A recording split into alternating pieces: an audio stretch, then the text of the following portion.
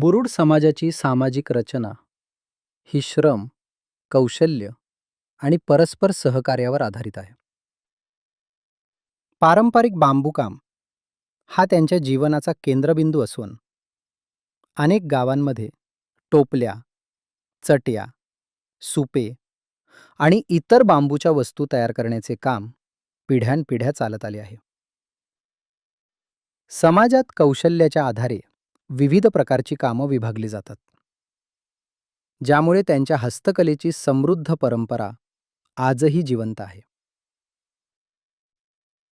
मात्र बदलत्या काळात आधुनिक वस्तूंमुळे त्यांच्या पारंपरिक व्यवसायाला मोठे आव्हान निर्माण झाले आहे.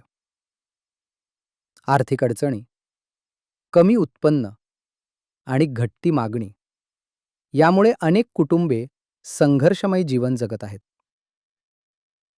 तरीही आपल्या कलेवरील प्रेम, सांस्कृतिक वारसा आणि कष्टाच्या बळावर बुरुड समाज आजही आपली ओळख जपत आशेने पुढे वाटचाल करत आहे.